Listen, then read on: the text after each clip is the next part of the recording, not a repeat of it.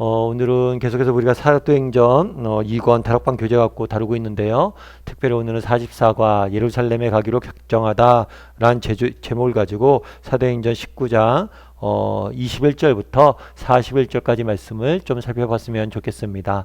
그럼 먼저 마음의 문을 열매를 같이 한번 읽어봤으면 좋겠는데요. 같이 읽도록 하겠습니다. 아시아 지역에서 가장 성공적인 사역을 에베소에서 펼치고 있던 바울은 그곳을 떠나기로 결심했다. 복음을 한 곳에서만 전하는 것으로 만족할 수 없었기 때문이었다.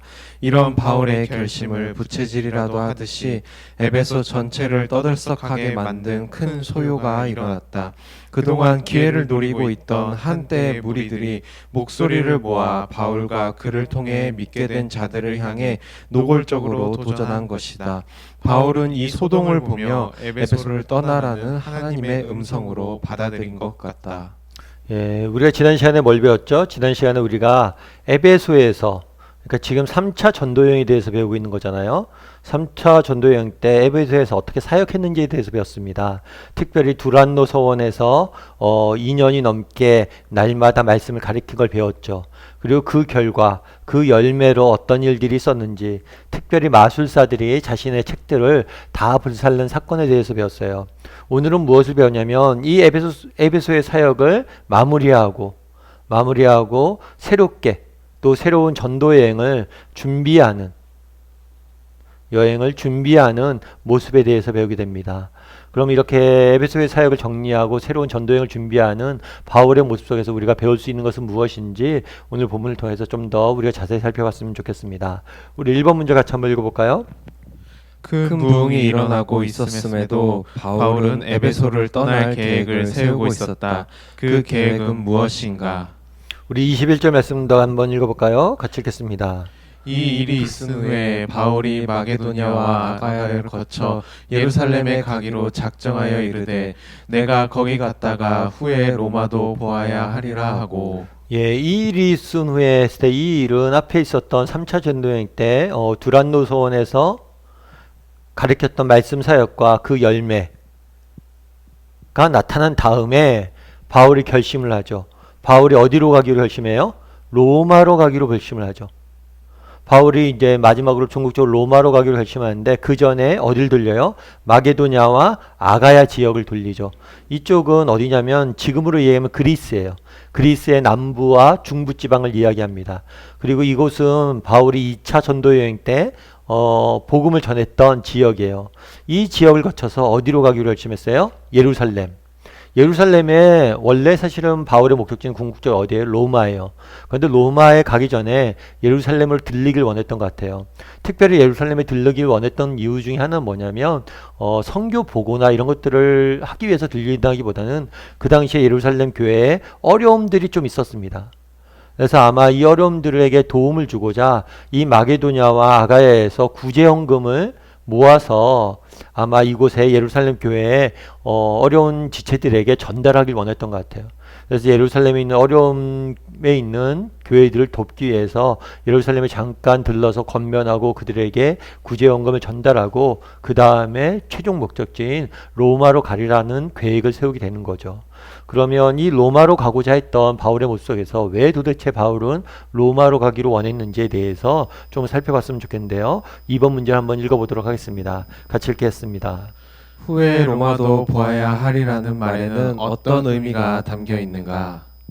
예, 사도행전 우리가 함께 읽진 않았지만 23장 11절은 이렇게 되어 있어요. 같이 한번 읽어볼까요? 그날 밤에 주께서 바울 곁에 서서 이르시되 담대하라 내가 예루살렘에서 나의 일을 증언한 것 같이 로마에서도 증언하여라 하리라 하시니라. 그날 밤에 돼 있죠. 사실은 바울이 여러 번 로마로 가려고 계획을 세웁니다. 그런데 그게 여의치가 않았어요. 그런데 결국엔 바울이 로마로 가게 되는데 어떻게 가게 되냐면 죄인의 신분으로 가게 돼요. 죄인의 신분으로 가게 되었고 많은 재판을 받게 됩니다. 그런데 이 죄인의 신분으로 정말 감옥에 갇혀서 여러 가지 재판을 받을 때 그런 날들 중에 하나였던 것 같아요. 그 밤에 예수님께서 바울에게 나타나셨죠. 나타나셔서 뭐라고 얘기했냐면 담대하라. 내가 예루살렘에서의 나의 일을 증언한 것 같이 로마에서도 증언하여야 하리라. 그러니까 네가 로마로 가야 된다라고 말씀하신 거예요. 그 전에 바울이 로마로 가길 원했었는데 하나님께서 이러한 바울의 소명에 뭘 주기 위해서, 확신을 주기 위해서, 계획을 주시기 위해서, 확신을 주고 권면하기 위해서, 용기를 주시기 위해서 아마 밤에 나타나는 것이 아닐까 싶습니다. 여기서 우리가 알 수 있는 것은 무엇이에요? 바울이 로마 가길 원했어요. 그것은 바울의 개인의 꿈이기도 합니다. 하지만 이것은 개인적인 욕심에서 나온 꿈이 아니죠. 무엇이에요? 하나님의 바램이었고 또 하나님의 계획이었고 뜻이었음을 알 수가 있어요. 다르게 말하면 바울이 왜 이렇게 로마로 가려고 했느냐? 그것은 하나님의 뜻이자 명령임을 알았기 때문이에요. 그렇기 때문에 로마로 가기를 위해서 그렇게 애썼던 거예요. 개인적인 바램의 욕심이 아니라 하나님의 뜻이라는 확신 가운데 가길 원했던 거죠. 또한 사도행 로마서 1장 13절은 이렇게 되어 있습니다. 로마서 1장 13절을 한번 같이 읽어볼까요? 같이 읽겠습니다. 형제들아, 내가 여러 번 너희에게 가고자 한 것을 너희가 모르기를 원하지 아니하노니 이는 너희 중에서도 다른 이방인 중에서와 같이 열매를 맺게 하려 함이로되 지금까지 길이 막혔도다. 아마도 이 로마서는 바울이 로마에 가기 전에 썼던 편지인 것 같아요. 근데 뭐라고 표현되냐면 내가 여러 번 너희에게 가길 원했다고 그랬죠. 그런데 뭐 했어요? 지금까지 길이 막혔어요. 아마 여러 번 가려고 했으나 잘 시도대로 되지 않았던 것 같아요. 늘 말씀드리지만 당시에는 여행이 자유로운 시기가 아니었습니다. 내가 원한다고 어디든지 막 갈 수 있는 곳이 아니었어요. 그런 시대가 아니었어요. 그렇기 때문에 로마에 갈 계획을 세웠지만 여러 가지 조건과 여건이 맞았어야 되는데 그게 잘 맞지 않았던 것 같아요. 하지만 바울을 여러 번 가고자 했다라는 것을 봐서는 뭘 할 수 있냐면 바울이 로마 가길 원했죠. 그런데 이것은 단순한 한 번 정도 갔으면 좋겠다 이렇게 한 게 아니에요. 지속적인 갈망이었음을 우리가 알 수가 있어요. 그러니까 바울은 지속적으로 로마에 가길 원했어요. 그럼 왜 가길 원했냐는 거죠. 너희 중에도 다른 이방에서 중에서와 같이 열매 맺기를 원한다. 다르게 말하면 다른 지역에 다른 이방인은 다른 도시의 다른 교회들처럼 로마 교회 역시 이렇게 복음이 전해지고 로마 교회가 성장하길 원했던 것 같아요. 아마 바울이 가기 전에 로마에 있는 많은 사람들이 그리스도인으로 복음을 받아들이고 그리스도인이 됐던 것 같아요. 그런데 아무래도 교사가 없고 선생이 없다 보니까 그들의 믿음이 잘 자라진 않았던 것 같아요.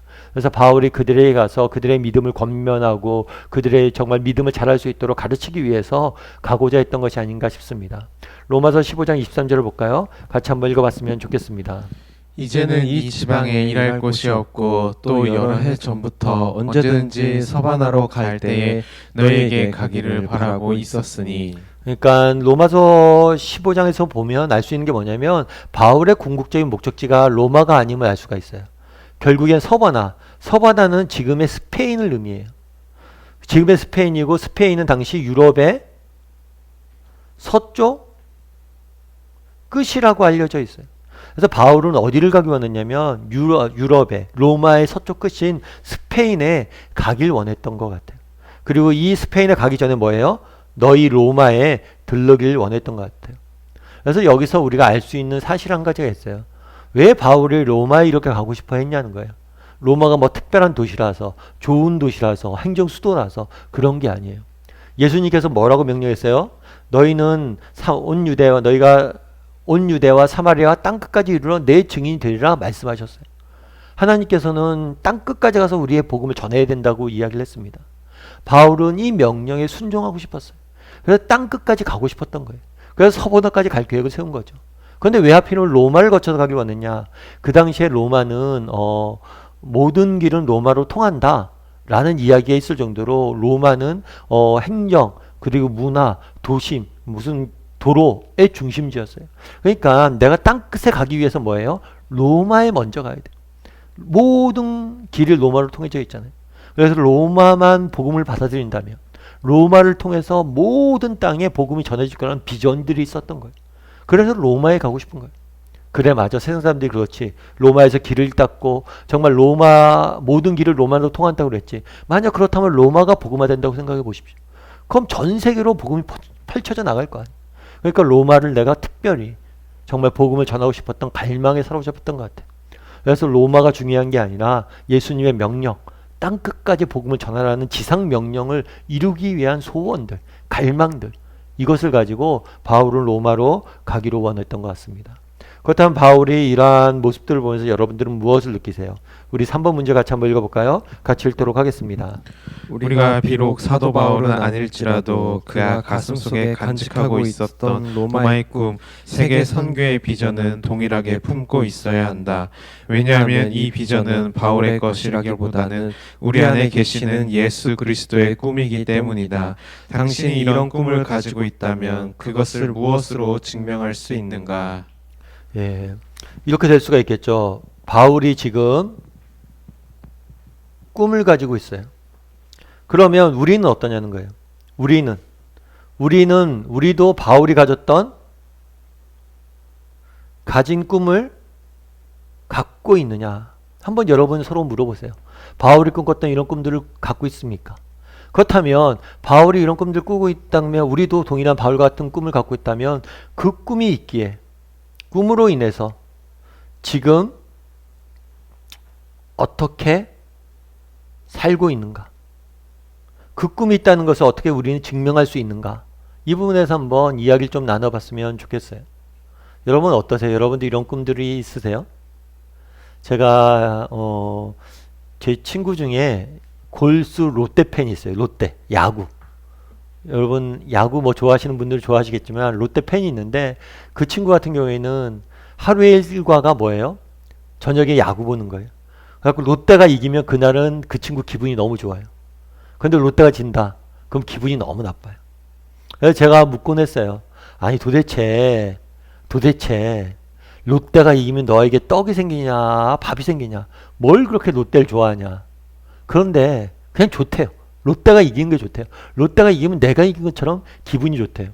그러면서 늘 저에게 얘기를 해요. 제가 사실은 저희거든요. 야구 팬이 없어요. 야구 팬이 없다 보니까 맨날 저한테 야 수원아 롯데 응원해라. 너희 어머님 부산 출신이잖아. 야 부산이면 롯데지. 그러면서 계속 저를 유혹하는 거예요. 롯데 팬하라고. 그 뭐 사실 전 야구 그렇게 좋아하지 않으니까 그래 그럼 팬할게 이러고 말아요. 근데 사실은 되게 뭐라 그럴까 이렇게 부러운 면도 있어요. 야 무엇인가 저렇게 좋아한다는 게 얼마나 기쁜 일일까. 정말 무엇인가 좋아하니까 그 좋아하는 팀이 이기는 것만으로도 내 삶이 기쁘고 참 저렇게 무엇인가를 좋아하고 기뻐해 봤으면 좋겠다라는 생각들이 있어요. 그리고 이런 팬들 중에 그런 이야기를 하더라고요. 그 친구가 얘기한 것 중에 하나 뭐냐면 페어웨어 웨더 팬이란 게 있어요. 페어 웨더 팬이란 게 있어요. 제가 뭐 영어 발음이 안 좋아서 그렇긴 한데 그러니까 이게 뭐냐면 좋은 직역하면 그런 거예요. 좋은 날씨 팬이에요. 그러니까 이게 무슨 얘기냐면 어떤 팀을 응원할 때 이 팀이 잘 될 때만 응원한 거예요. 이 팀이 잘 되거나 이 팀이 정말 뛰어난 뭐 어떤 열매를 맺었을 때 좋아하는 팬들은 페어웨더 팬이라고 그래요. 그래서 이런 팬들은 진짜 팬이 아니란 거예요. 진짜 팬은 뭐냐면 궂은 날씨에도 정말 롯데가 꼴등을 할 때도 응원했다. 이 팀이 정말 망했을 때도 응원하는 사람들이 진정한 팬이다. 이런 이야기를 하죠. 물론 야구뿐만이 아니죠. 정말 가수도 이런 팬들이 있죠. 그래서 우리가 그런 얘기도 하잖아요. 한 가수를 10대 때 한 가수를 좋아하면 그 가수와 함께 평생을 늙어간다고. 팬. 참 가끔 그런 생각이 들어요. 참 이런 팬이 부러울 때가 있죠. 정말 한 가수를 정말 팀을 이렇게 응원할 수 있다는 것. 게다가 어떤 경우에는 그러잖아요. 대를 이어서 응원하는 경우들 있잖아요. 아버지가 뭐 삼성 팬이었다. 그럼 아들도 삼성 팬이고. 그래서 가정 내에서 대화가 없는데 유일하게 야구 볼 때는 온 가족이 하나가 된다. 참 어떤 팀, 운동 경기 팀을 좋아해도 이런데 정말 우리가 예수님을 좋아하는데 예수님을 가졌던 그 꿈을 우리도 이렇게 응원하고 있냐는 거예요. 그렇잖아요. 롯데가 이긴다고 내게 아무것도 안 생기잖아요. 하나님 나라가 확장된다고 목사님 제가 무슨 뭐 제 인생에 좋은 일이 생기나요? 꼭 좋은 일이 생겨서 응원하는 거 아니에요. 그냥 좋은 거죠. 그게.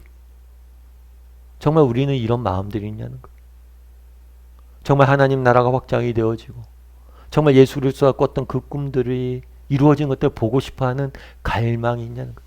하나님 나라가 잘 되는 것 자체로 내가 너무 기쁘고 정말 그것으로 인해서 하루가 행복하고 그런 바람들이, 그런 꿈들이 있냐는 거예요. 정말 운동 경기를 좋아하거나 어떤 팀을 좋아해도 팬이 돼도 이런데 진짜 우리가 예수님을 믿고 예수님을 사랑한다면, 예수님이 팬이 된다면 정말 그 나라가 확장되는 꿈이 있어야 되는데 그런 게 있냐는 거죠. 정말 이런 게 있었으면 좋겠어요. 그럼 이런 게 있으면 우리가 어떻게 달라질까요? 뭐 운동선수를 응원하는 팬들에게서 배울 수 있죠. 그 친구 롯데 팬은 그래서 잠실에 롯데 경기하잖아요. 그 맨날 신문을 오려요. 신문에 오린 다음에 신문 가득히 가방에 신문을 담아서 가요. 그리고 막 응원할 때 뿌리는 거죠. 막. 그게 또 자기의 방법이에요. 그리고 뭐 또 롯데에서 무슨 행사가 있으면 참여하고. 그게 팬으로서 자기가 할 수 있는 일이죠. 직접 경기는 못하죠. 우리도 마찬가지일 수 있죠. 정말 하나님 나라에 대한 이런 꿈들이 있습니까? 그럼 우리가 복음을 전할 수도 있지만 전하지 못하더라도 정말 하나님 나라의 확장을 위해서 기도하고 내가 서 있는 곳에서 정말 주변 사람들 하나님 나라에 대해 소개하고 진심으로 응원하는 것. 그것이 우리가 할 일이죠. 정말 그런 게 있자는 거예요. 우리 가운데 이런 꿈들이 있고 이 꿈들을 진심으로 응원하냐는 거죠. 한번 이런 부분에서 좀 이야기를 나눠봤으면 좋겠습니다. 우리 4번 문제 같이 한번 읽어볼까요? 같이 읽겠습니다. 에베소에서 발생한 소동에 대해 간단히 요약해보라. 그러니까 에베소에서 바울이 이렇게 예루살렘을 갈 계획을 세우실 때 에베소에서 소동 하나가 일어납니다. 그 소동이 어떤 건지 한번 보죠. 그때는 아까 말씀드린 것처럼 바울이 에베소에 사역을 하면서 로마로 갈 계획을 세울 때겠죠. 이 도로 말미암아 이 도는 기독교예요. 기독교를 보통 성경에서 뭘로 표현하면 이 도, 길로 표현해. 길. 우리가 걸어가는 길. 기독교는 정체되어 있지 않습니다. 기독교는 늘 움직여요. 기독교는 늘 변화를 추구하면서 앞으로 나가는 종교가 기독교예요. 근데 이 길로 말미암아, 이 기독교로 말미암아 적지 않은 소동이 있었다라고 표현하죠. 그럼 어떤 소동이냐? 이게 데메드리오라는 사람이 등장을 해요. 이 사람이 누군지 정확히 알 수 없으나 그런 사람인 것 같아요. 상인 조합의 대표였던 것 같아요. 대표. 그래서 당시에는 오늘날 보면 어떤 게 있냐면 무슨 내가 음식점을 한다. 그럼 옆에 있는 음식점이랑 경쟁을 하잖아요. 그 당시에 그런 경우 아니었어요. 내가 음식점을 하면 옆에 있는 음식점이랑 조합을 같이 합니다. 그래서 같이 장사를 해요. 그래서 이 조합이 상인조합이 굉장히 발달되어 있었어요. 아마 이 상인조합의 대표였던 것 같아요. 특별히 어떤 상인이었냐면 은으로 악데미 신상 모형을 만들어 직공들에게 적지 않은 벌이를 하게 하더니, 그러니까 단위 말하면 어떤 상인이냐면 아데미 신상을 만들어서 이걸 판매하는 상인조합이었던 것 같아요. 아데미 신상을 만들어서 판매하는 상인조합의 대표였던 것 같아요. 그 당시 에베소는 여러 가지 자랑거리가 있었는데 그 중에 하나는 뭐냐면 아데미 신전이 있었어요. 아데미 신을 섬기고 있었던 거예요. 그래서 이 아데미 신이 우리에게 부를 갖다 줄 것이고 평안을 갖다 줄 걸 믿고 그 신전을 멋들어지게 세워졌던 거죠. 그래서 에베소의 도시에 들어가면 굉장히 높은 크기의 화려한 이 아데미 신전이 있었고 이걸 자랑으로 여겼던 거죠. 우리도 뭐 그런 경우들이 있죠. 어느 지역에 어느 도시에 가면 굉장히 큰 절이 유명하다는 거. 해인사가 유명하다. 뭐가 유명하다 그런 거 있던 것처럼 아데미 신전이 유명했고 이 신전 앞에는 뭘 하냐면 신상을 만들어서 파는 행위들을 했어서 그럼 외에 고대 사람들 이 신상 파는 행위에 대해서 우리가 이해하기 위해서는 고대 사람들의 사고를 고대 사회의 사고 방식을 이해를 해야 돼요. 이들은 어떤 생각을 하고 있었냐면 어떤 신이 있잖아요. 그럼 이 신의 형상을 만들어요. 그러면 이 신의 능력이 이 신의 형상에도 동일하게 동등하게 들어간다고 생각을 했어요. 그래서 우상을 만든 거예요. 우상을 만들면 우상에도 동일한 신의 능력이 있다라고 믿었던 거예요. 그래서 그걸 만들어서 팔았거든요. 그런데 문제는 뭐냐면 그동안 이것들을 통해서 뭐예요? 여기 보면 뒤에 여러분도 알거니와 우리의 풍족한 생활이 이 생업에 있는데 이 신상을 팔아서 돈을 많이 벌었던 것 같아요. 그런데 이 바울이 뭐란 거예요? 에베소뿐만 아니라 아시아의 사람들로 아시아 사람들을 아시아를 통하여 수많은 사람들을 권유하여 말하되 사람이 손으로 만든 것이 신이 아니라 하니. 그러니까 이게 우상이 참된 신이 아니라고 바울이 이야기했다는 것이죠. 이런 것들을 우리가 뭐예요? 보고 들었다. 그래서 결국에 뭐가 문제가 생긴 거예요? 사람들이 기독교를 받아들이고 이게 우상임을 알았어요. 그래서 더 이상 신상을 뭐 한 거예요? 사지 않는 거예요. 그러다 보니까 이 사람들이 경제적으로 손해를 입었던 것 같아요. 그래서 문제를 일으키기 시작한 거예요. 그래서 27절에 뭐가 됐냐면 우리의 이 영업이 처해질 위험이 있을 뿐만 아니라 이 영업이죠. 그러니까 경제적으로 우리가 어려워진다는 거예요. 그럴 뿐만 아니라 뭐라고 표현됐어요? 이 여신 아데미의 신전도 무시당하고 있다. 신전도 무시당하고 있다. 이렇게 얘기했죠. 이거는 사실은 그냥 이게 그런 거예요. 외적으로 대의 명분에 불과해요. 그러니까 결국에 이 사람이 내세운 대의 명분은 뭐냐? 우리 에베소 하면 아데미 아닙니까? 아데미 아닙니까? 그런데 바울이 이 아데미 신을 무시합니다. 이건 우리가 용납해서는 안 됩니다. 라고 이야기하지만 실제로 그 저변에 깔려있는 근본적인 이유는 뭐예요? 경제적 손실이에요. 이 신상을 더 이상 팔지 못하는 거죠.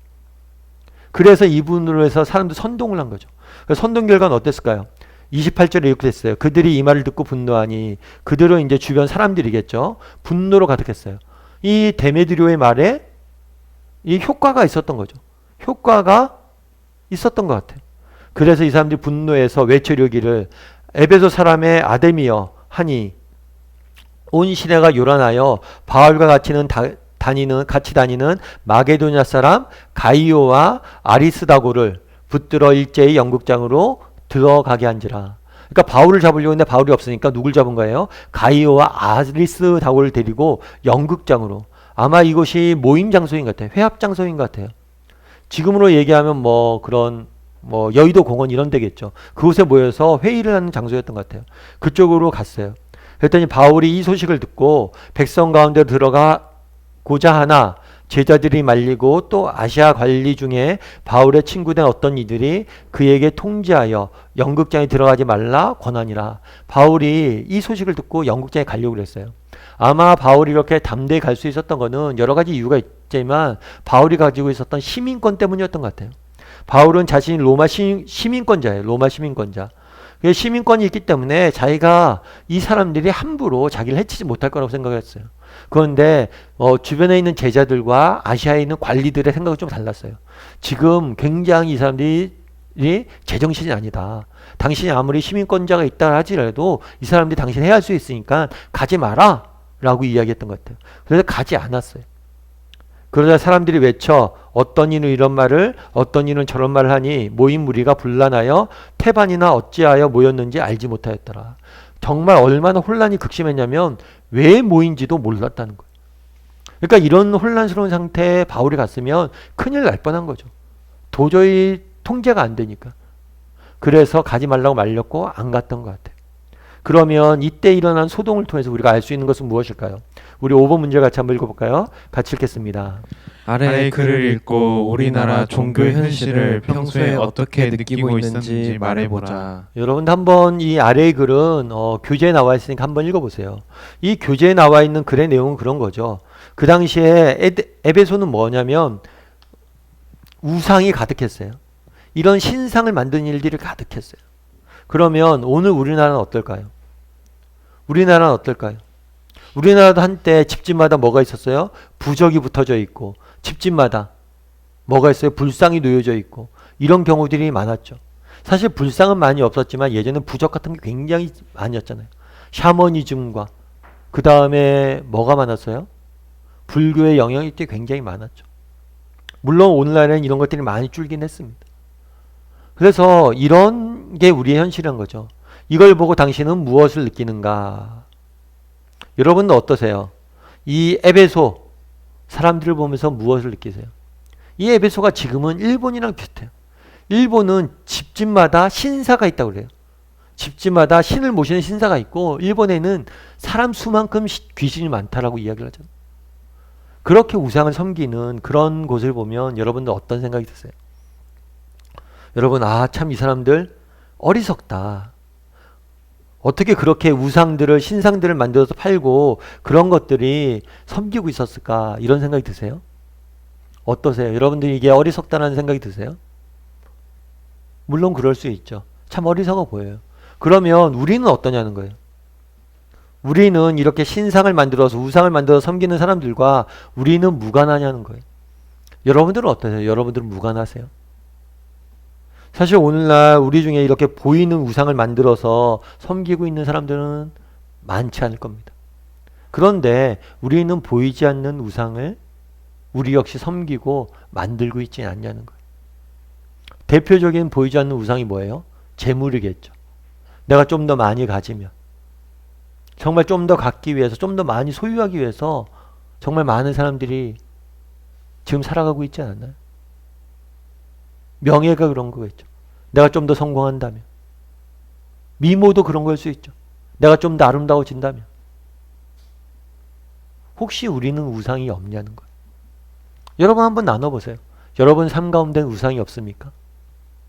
우리의 삶 가운데서도 우상이 여러 가지가 있을 수 있어요. 때로는 재물이 우상이 될 수 있고, 때로는 미모가 우상이 될 수 있고, 때로는 자녀도 우리의 우상이 될 수가 있어요. 그러면 왜 성경은 우상을 섬기지 말라고 그랬을까요? 여러분들은 왜 우상을 섬기면 안 된다고 생각하세요? 우리 아담에 있는, 에베소에 있는 사람들이 우상을 섬기는 이 사람들이 불쌍하다라고 여러분 느꼈으면 여러분들은 왜 우상을 섬기면 안 된다고 생각하세요? 우상의 가장 큰 비극은 뭐냐면 우리는 그런 거예요. 우상을 왜 섬기냐면 이 우상이, 이 아데미가 나에게 평안과 기쁨을 가져다 줄 거라고 생각하는 거예요. 이 우상이 우리의 삶에 참된 기쁨을 가져다 줄 거라고 생각하는 거죠. 내가 좀 더 많이 소유한다면, 내가 좀 더 이뻐진다면, 우리 자녀들이 더 잘 된다면 내 삶이 기쁠 거라고 생각하는데 그게 허상이라는 거예요.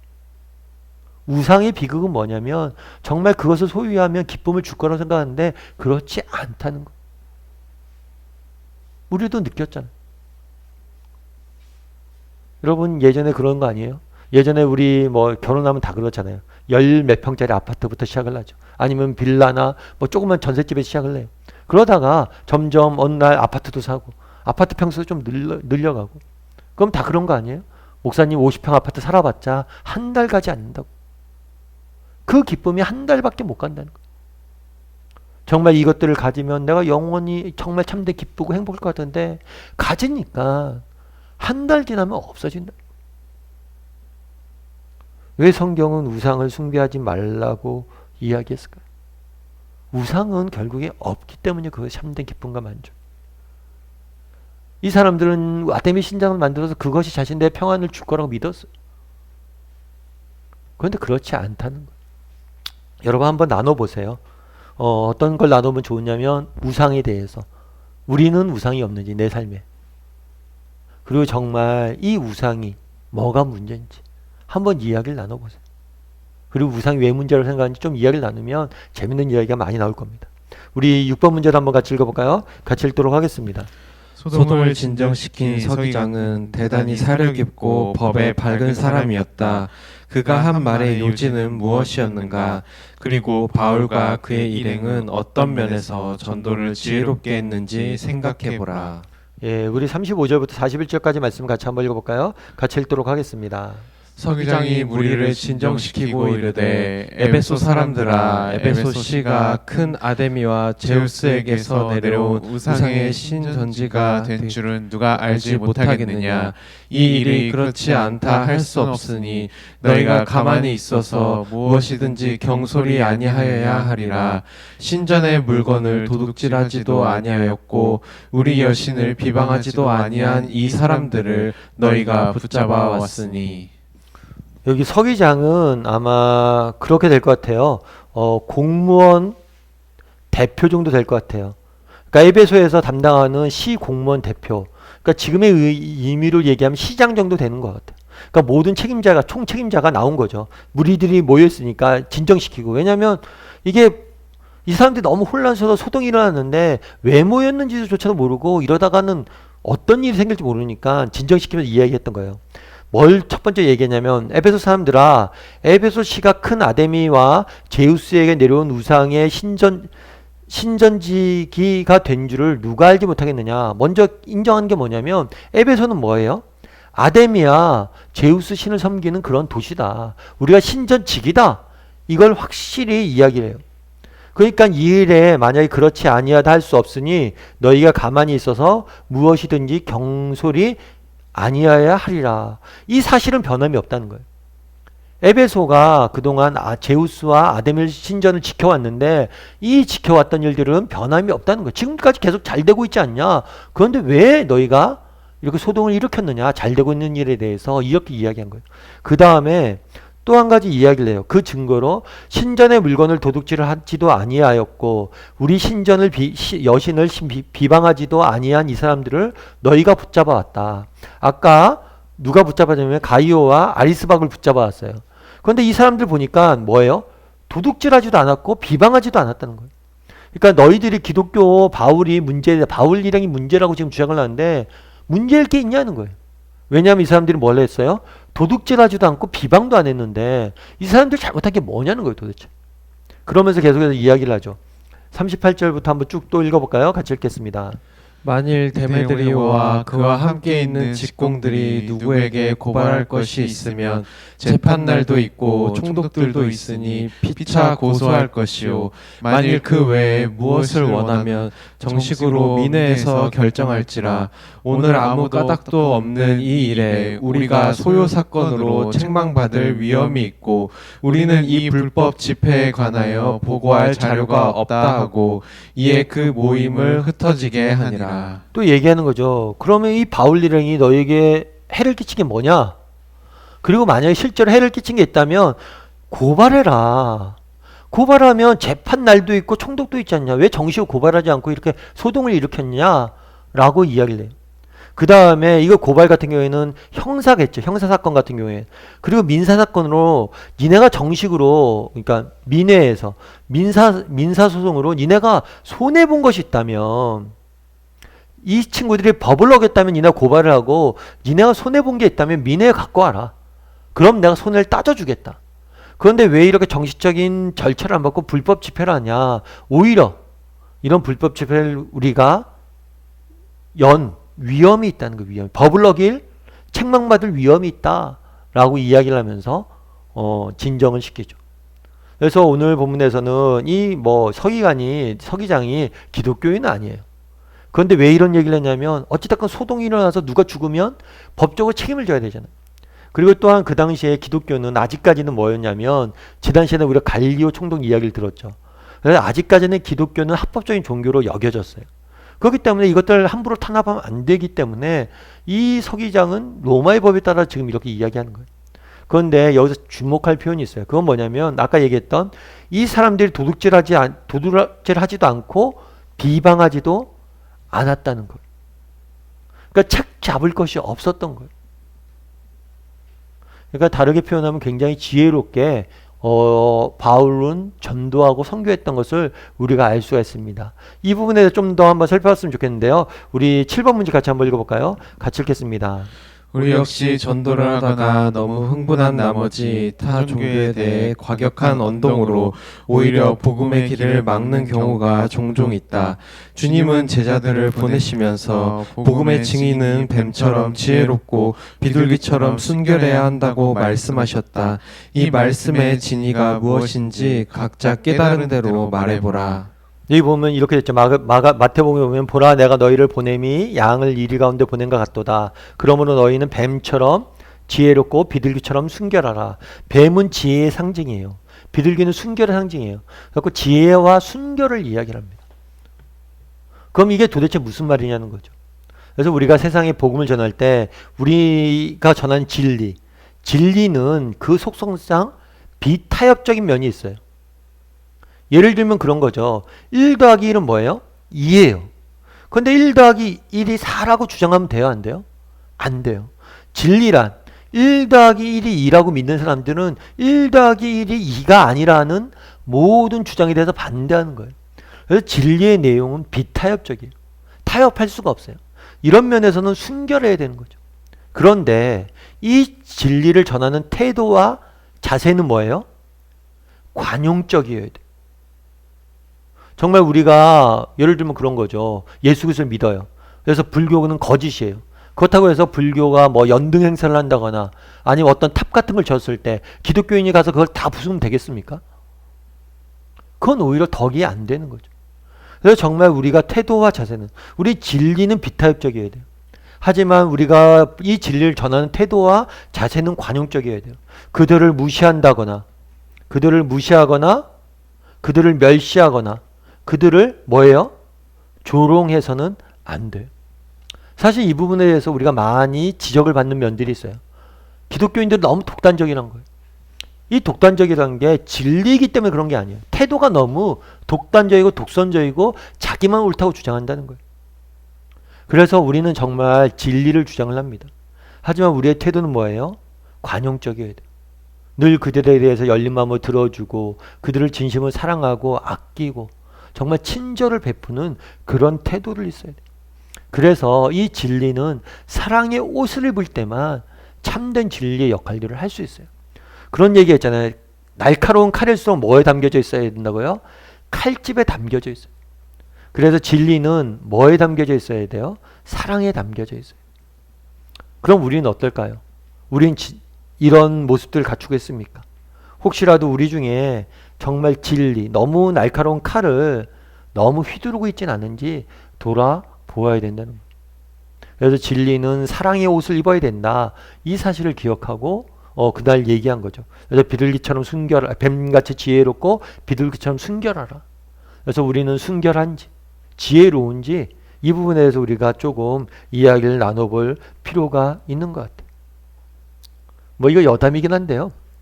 한 번은 제 친구가 이렇게 산에 등산을 갔어요. 산에 등산을 갔는데 저한테 전화했더라고요. 야, 내가 등산을 왔는데 여기 절이 있는데 절에서 밥을 준다.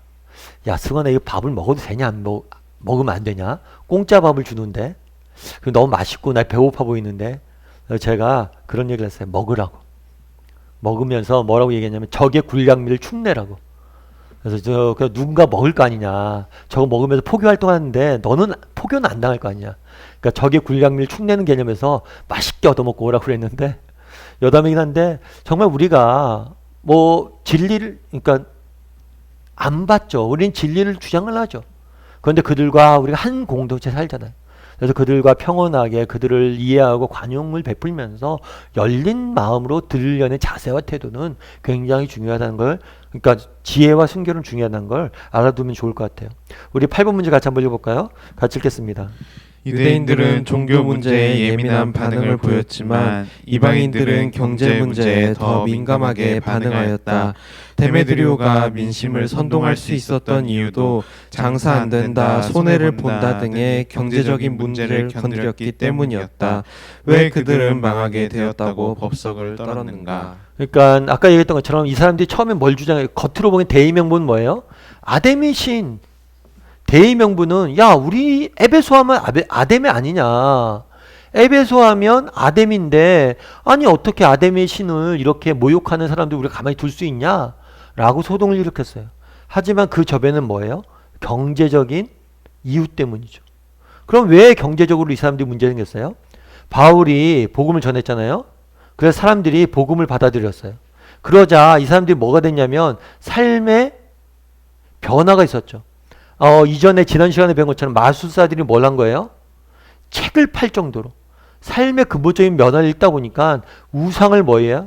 더 이상 사지 않은 거예요. 사람들이 우상을 사지 않으니까 망하게 되는 거예요. 점점 경제적으로.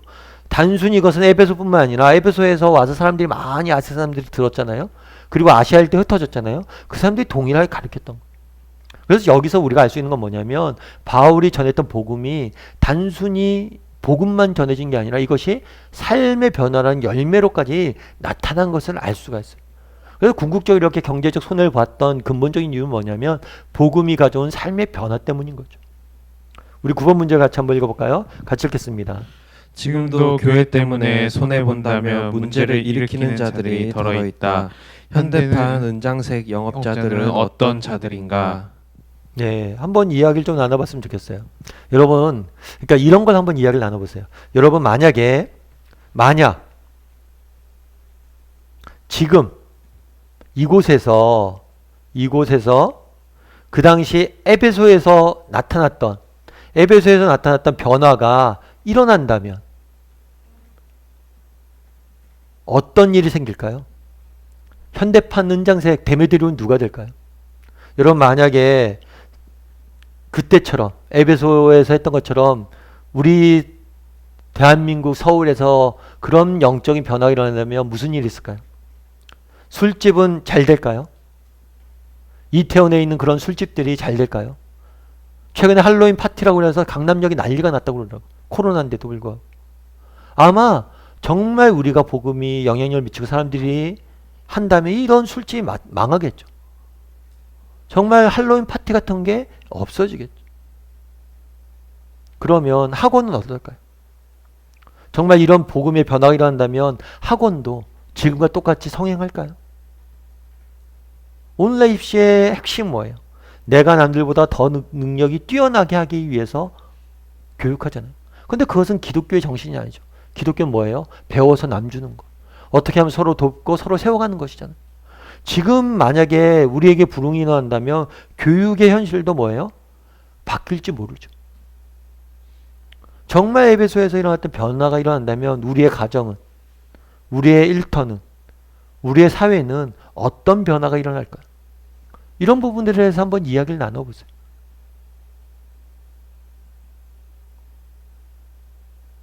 재밌을 것 같지 않아요? 어떤 변화가 일어날까요? 에베소에서 일어났던 삶의 변화가 일어난다. 반대로 얘기하면 우리의 문제는 뭐예요? 우리의 문제는 뭘까요? 그런 변화가 없다는 거예요. 그날에 데메드리오가 이렇게 소동을 일으켰잖아요. 왜 소동을 일으켰어요? 그만큼 복음으로 인해서 삶의 변화가 일어나는 사람들이 많았기 때문에 일어나는 거예요. 결국에 우리 사회가 지금까지 변화가 되지 않는다면 뭐가 문제인 거예요? 뭐가 문제예요? 우리가 그런 변화를 못 일으키고 있는 게 문제예요. 그러니까 정말 안타까운 건 뭐냐면 이런 소동이 안 일어나는 게 문제라는 거예요. 우리. 이것도 우스갯소리이긴 한데 예전에 한번 뭐 제가 말씀드렸던 것 같아요. 한 번은 어느 교회에 있는데 교회 옆에 이제 술집이 있었던 것 같아요. 그래서 이 교회가 기도를 한 것 같아요. 어떤 기도를 했냐면 술집이 있어서 너무 영적인 이 교회 분위기가 망해지고 있으니까 저 술집이 망하게 해달라고. 저 술집이 망하고 여기가 깨끗한 거리가 되게 해달라고 기도를 한 거예요. 그런데 한 번은 이 술집에서 뭐가 났냐 불이 났어요. 그래서 이 술집이 망하게 된 거예요. 그런데 이 술집이 망하게 된 다음에 재판정에 고발을 했다고 그러더라고. 왜 우리 술집이 망했냐? 불이 나서 망했냐? 저 교회 때문이다. 그래서 교회가 뭐 불질렀냐? 아니다. 그럼 교회가 왜 망했냐? 교회가 기도했다. 우리 망하게 해달라고. 저 교회가 기도해서 망했다.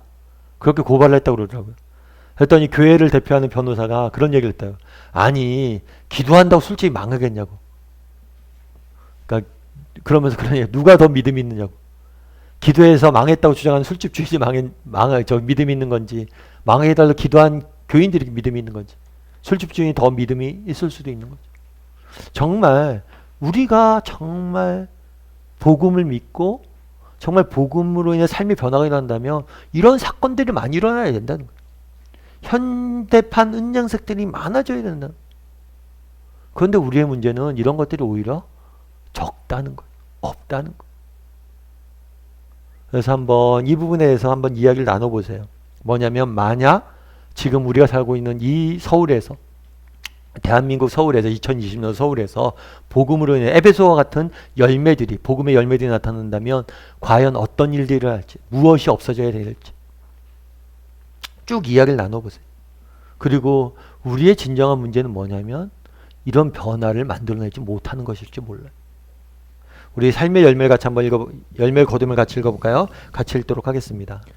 우상 제조업에 종사하던 자들이 그렇게 소란을 떨었다는 사실은 오히려 복음의 능력이 얼마나 대단했는지를 입증할 수 있는 좋은 사례라고 할 수 있다.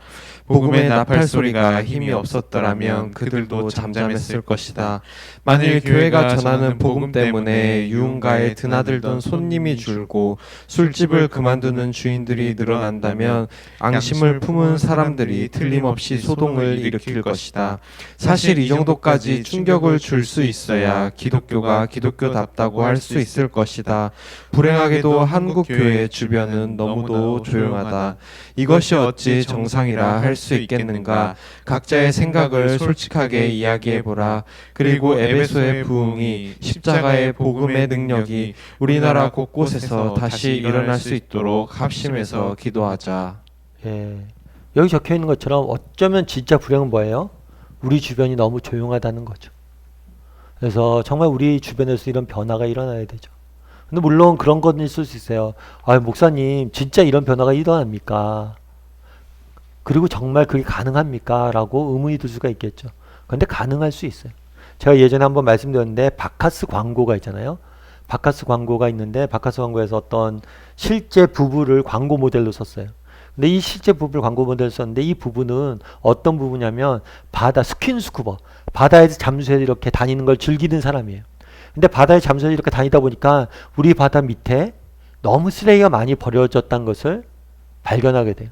그래서 뭘 하냐면 그 다음부터는 계속해서 바다에 스킨스쿠버에서 쓰레기 줍는 일들을 한 거예요. 시간이 날 때마다 바다에 들어가서 쓰레기를 주워온 거예요. 그 이야기가 이제 전해진 거죠. 그래서 누군가 물었어요. 그 사람한테 기자가. 그런데 이 넓은 바다에 그 쓰레기 조금 줍는다고 바다가 과연 깨끗해질까요? 그런 이야기를 했어요. 그랬더니 이 사람이 되게 멋있는 말을 했어요. 최소한 우리가 지나간 곳은 깨끗해질 거입니다. 그게 맞죠. 정말 세상이 변합니까? 목사님, 우리 젊은 날 세상을 위해서 얼마나 기도했어요. 정말 한국교회와 한국사회를 위해서 얼마나 기도했어요. 그런데 정말 인구의 4분의 1이 믿었고 엄청난 부흥을 위해서 기도했는데 변한 게 없잖아요. 아니에요. 최소한 우리가 지나간 길만이라도 변하면 되는 거예요. 그래서 정말 우리가 지나간 길들, 우리 예수 그리스도, 예수를 믿는 우리들이, 정말 우리 다음의 식구들이, 정말 우리가 서 있는 가정에서, 일터에서, 그리고 내가 지나간 길, 그곳에서 작지만 의미 있는 영향력을 미칠 때 이런 것들이 쌓여서 변화가 되는 거예요. 그래서 그걸 위해서 좀 기도했으면 좋겠어요. 끝났을 때 정말 우리를 통해서 정말 우리 믿는 사람들이 우리가 서 있는 가정, 일터, 내가 지나간 그 길에서 작지만 의미 있는 영향력을 미칠 수 있는 사람들이 되게 해달라고. 그걸 위해서 기도하다 보면 하나님께서 우리를 통해서 일하실 거예요. 그래서 에베소에서 일어났던 그런 영역들을 우리도 회복하게 될 겁니다. 그런 믿음을 가지고 조금 마지막은 함께 기도하면서 다락방 좀 끝냈으면 좋겠습니다.